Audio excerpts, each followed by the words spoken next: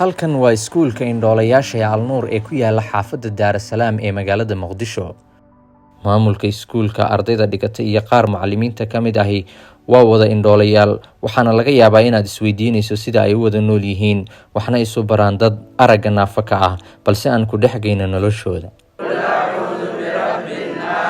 أرضي كسر هذا برنامج تابوريت كي لهاين فصل كشنات بي. لا تعمل أبصار ولكن تعمل قلوب التي في الصدور. عركتدو معها مدان قفك قلوبك عندها كسارا وبصيرة قلبك كجرته.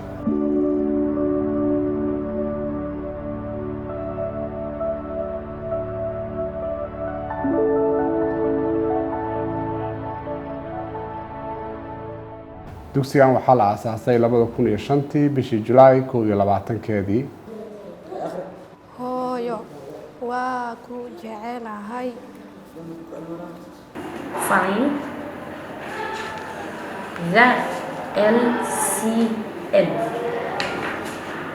They are eager to learn and they are committed. waa arday dadaal badan oo ay ka go'an tahay in ay wax bartaan. markii aan shaqo u diro waa ay iskaashadaan oo waa ay wada shaqeeyaan waana iska warqabaan. tusaale ahaan haddii aan yara boobsiiyo cashirka waxay igu dhahaan macallin Zahra way naga hartay oo weli cashirkii ayay qoraysaa ee fadlan tartiib u wad cashirka. Teacher, please go slow.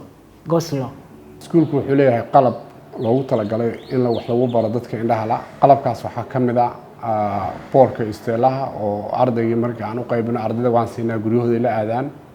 waxaan ka mid ah teebab maartay ardayga ku garaacayo oo maartay markuu teeb ugu garaacaya marka awood wuxuu u yeelanayaa ardayga inuu ku soo saaro farti caadiga ah ee bareelka ahayd. waxaan leenahay kombiyuutarro screen readerka ku jiro, softwareka screen readerka ku jiraan oo maartay ardaygu awood u leeyahay inuu wax ku akhristo waxna ku qoro. sidaas la mid ah mashiino waxaan leenahay lagu daabaco imtixaanaadka iyo qoraalada waaweyn. waa mashiin loogu talagalay qoraalka caadiga ah inuu u bedelo farta dadka aragga wax ku akhristaan oo bareelka ku kuusan. hadda mashiinkii uu i daabacay waxaa la soo baxay warqadeedii oo daawacneed. warqadii daawac waa ku daawacan farta bareelka oo farta aragga wax ku akhristaan waa taa ay diyaarsantahay oo maxaa waaye maadadii xaggu qoray sayniskii oo fasalka shanaad ahaa waxaa halkaas ugu qoran tahay. iskuulka waxa uu leeyahay qaybo deegaan ah oo ay ardaydu ku nool yihiin si la mid ah dadka indhaha qaba. waa iskaashadaan, timaha ay isu jaraan, waxayna ku jimicsadaan kubadda cagta xilliyada ay firaaqada leeyihiin. ayaa ka dhigaysaa 6 gool iyo waxa uu ciyaarta ka dhigay iyo 4 gool. markuu ardaygu dhameeyo dugsi hoose dhexe aan u diraa dugsi sare markii loo diro ujeedada ka dambaysa waxaa waaye 2 shay. kow, ardaygan inuu la qabsado adduunkan dadka aragtida qaba ee wax ku baranaya asaagiisa aragtida qaba inuu maaragtay wax la barto oo uu ka dad ahaan iyo ijtimaac ahaan dadka dhex galo. 2, inuu dugsigan sare ku sii aalmiteeyo, tababarro ku sii qaato, ugu sii diyaargaroobo jaamacadda. intuu dugsiga sare dhiganayo fiiga laga bixiyaa. Cabdishakuur Maxamed Cali oo dugsigii hoose dhexe ku soo qaatay iskuulka Alnuur waxa uu fasalka afraad ee dugsiga sare ka dhigtaa hadda iskuulka Anwaar X Dhama Yaasiin ee degmada Wadajir ee magaalada Muqdisho. dadku waa isla qabsanay asxaaba yeeshay saaxiibo fara badan. Cabdishakuur waa saaxiibkeeda koowaad aan ku leeyahay iskuulka Anwaar. waa 4 sano kaamil ah ayaa waxaa fadhinaa hal kursi. halkaas kursiga waxaan isku baranaa, waxaan waa isla muraajacisanaa, imtixaanka waa isla diyaarsanaa, waan wada soconaa. wixii aad hal mar u sheegdid wuu hore ku qabanayaa.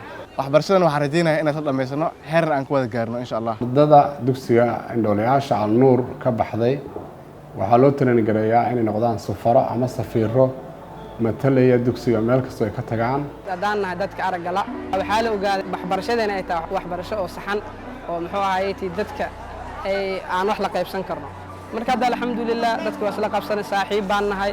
ayagayna waxay fahmeen muxuu ahaayay in wax ay baran karaan bulshadan aragga la oo ku jirto dadka. Nafiisa Axmed Maxamed iyo Ifraax Axmed Maxamed waxa ay ka mid yihiin ardaydii ka aflaxday iskuulka Alnuur.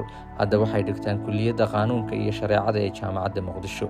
dadaal badan ay muujiyaan xagga waxbarashada muddadii 5 semester ahayd ay kuliyadda joogeen ay dhiganayeen wax maada ah lagu yeeshay ma jirto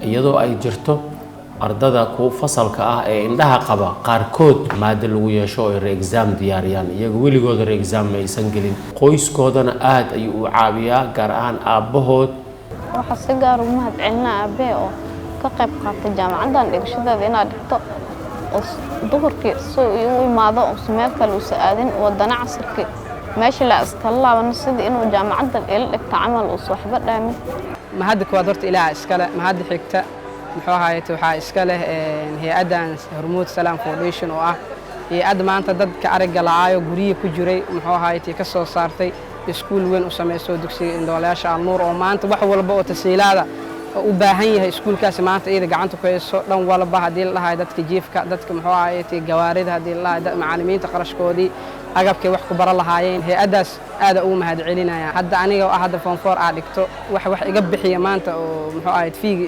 iskuulka waa ayagana daba taagan hadaan nahay dadka ka soo qalin jibiyay dugsiga Indhoolayaasha Alnuur iyo dadka dhigtaba awaal weyn ay idinkaga haynaa waxaan leeyahay hor u socda garabkaygu waa garab noloshaydu waa nolol gacantaydu waa midig bulshada way tuftabay Alnuur garab qabtaan oo Hormuud baa taabageliso waxaan rabaa inaan cod dheer ugu mahadceliyo Hormuud Salaam Foundation oo wakiil ka ah shirkadda Hormuud iyo bangiga Salaam